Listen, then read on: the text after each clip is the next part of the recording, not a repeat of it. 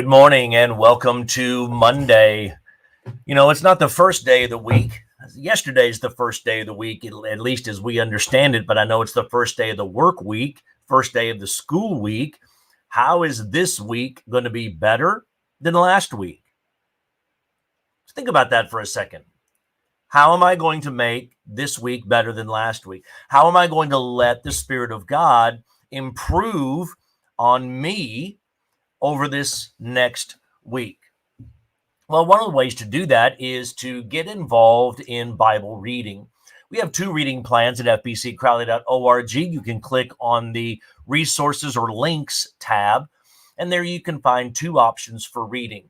Currently, my discipleship group is in week 41 of our reading, and in that reading was a passage out of Isaiah chapter 9. That particular day's reading was Isaiah 6 and Isaiah 9. Now, Isaiah 9 is familiar to many church people because it is one that is read often during the Christmas time. Now, I know, it's not Christmas time yet. I get it. But this is a passage that is read during that time. And I just wanted to make a couple of notes about that. As I read through that, I was just thinking about it and was considering it and thought I'd share a few thoughts with you today in hopes that it brings you a sense of hope for this day, October 18th, 2021. We had a great day yesterday in church as once again our interim worship leader, Dr. Joe Kreider from Southwestern Seminary, was leading us and guiding us in our worship. And we do appreciate all that he is doing. You can go and check out our worship at our YouTube page. You can just search for First Baptist Church, Crowley, Texas. You will find our YouTube page, and there you can find the live recordings of our services, as well as all of these videos that you're watching now. So you can check out past moments together. But Isaiah chapter 9 and verse 6 reads this way, out of the HCSB, which is what I use for preaching these days. For a child will be born for us, a son will be given to us, and the government will be on his shoulders. Now, I want to stop there. Yes, we're going to come into the four major names that Isaiah brings to the Lord. But right here, what I want us to understand is this is very similar. If you would go back and read the book of Judges, you're going to see some similarities here. It's maybe even a reference that Isaiah is having. Why? Because the understanding is that Israel, the northern and the southern kingdom, are both going to end up in exile. They're going to be under oppression. Another country is going to come in and take them over. And largely because they forsake and forgot God. They chose to do other things. They chose to worship idols. They chose to worship other things in life. They forgot who God is, why they're here, how they got here. They forgot everything about God. And so they're going to end up in exile. And here what we see is the introduction to a deliverer.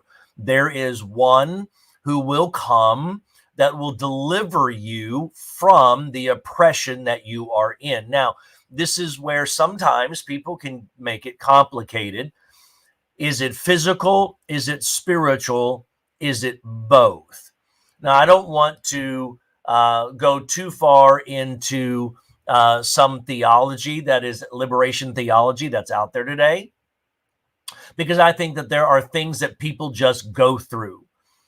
You just go through things, as we learned yesterday from Laura, as she, happy birthday today, Laura, as she shared with us yesterday in our services concerning the difficulties that she went through. It wasn't a lack of faith. It was an allowance of God. Now, some liberation theology will tell you today, oh, you just got to have more faith. Well, you can have all the faith you want, and the allowance of God is still the allowance of God. So take hope, take heart, that what you're going through may not last forever.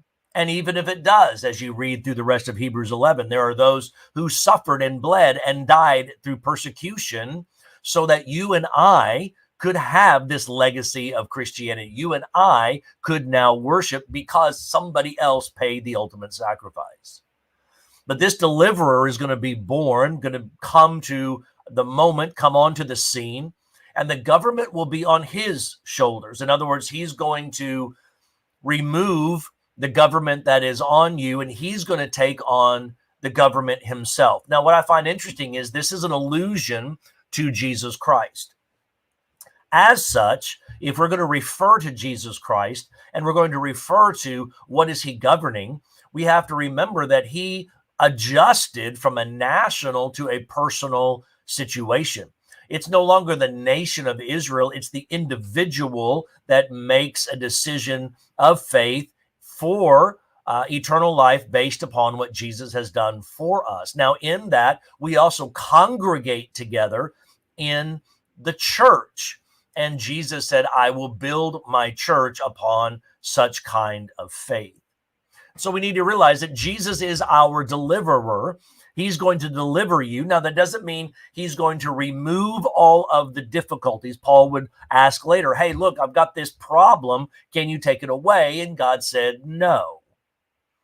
We don't like being told no. We don't like being told that's not going to happen. We don't like being told that this is just how you're going to deal with life the rest of time. But those are some moments where faith can grow and where you can develop a maturity in your spiritual walk because of the physical things that you are going through. So God told Paul, no, I'm not going to take that away. My grace is sufficient for you. We don't exactly know what that thorn in the flesh was for Paul, and that's beyond the scope of our discussion today. Nonetheless, what we see here is that the deliverer is going to come, and it's reminiscent of a judge's style situation. The people will be under oppression. Now, that's true when Jesus comes. The children of Israel will be under Roman oppression. But spiritually, we are all under sin's oppression, and Jesus did come to do things differently. This is why the Pharisees hated him.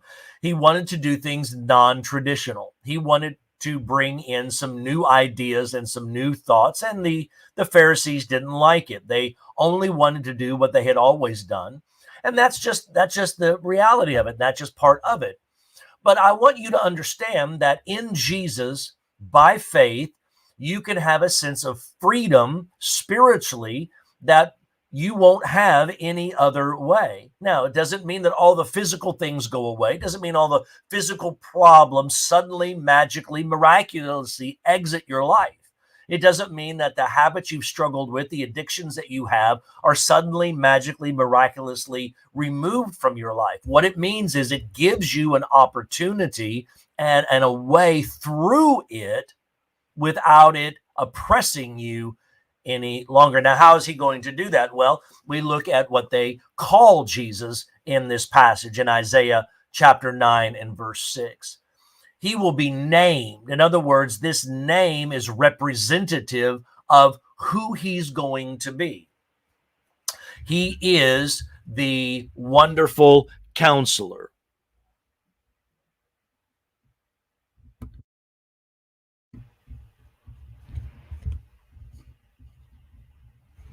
He is the mighty God. Now, this wonderful counselor deals with the wisdom of him, the advice, the counsel, the wisdom that he brings. Mighty God, just like it says, it is a strength that he has, and it's the strength that he's going to provide.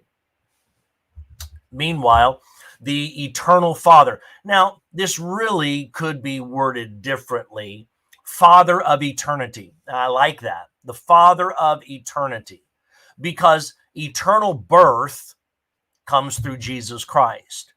If you want to have what the Bible calls eternal life versus eternal death, you have to come through Jesus. He's the Father of that sense of life versus death. Now, don't mistake it. Your soul is immortal. Your physical body isn't, but your soul is immortal. You will exist for eternity with your soul. The question is it going to be one of eternal life and joy, or is it one of eternal death and chaos and pain? That is completely what God allows you to choose.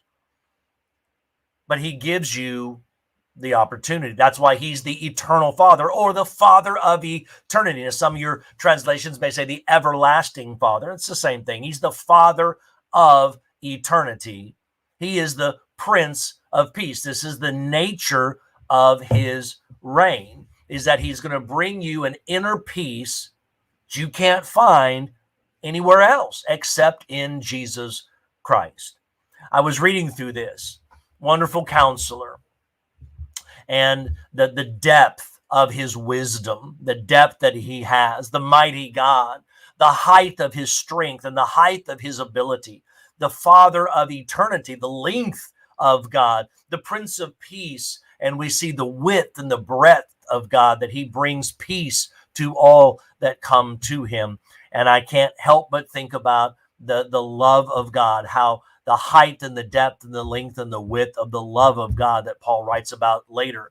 I wonder if he's thinking about these verses. I wonder if he's thinking about this moment and applying it now to us. My friends, as you begin your work week, as you begin your school week, have hope today, because Jesus is alive, because he brings you counsel when you need it.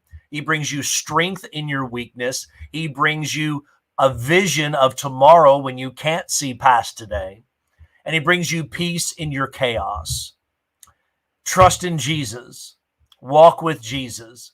And these things will make a big difference in your week, starting right now. Well, you guys enjoy today in Jesus. Tomorrow we're going to have a special guest as we talk about how faith and real life come together, as I interview Ari Johnson, formerly Ari Morrison. She was about 8 or 10 years ago. She played softball for Oklahoma State University. I'll be bringing her on the show tomorrow morning. Look forward to that. Join me, won't you, as we talk about faith and life and how it intersects. You guys have a great Monday, and we'll see you tomorrow.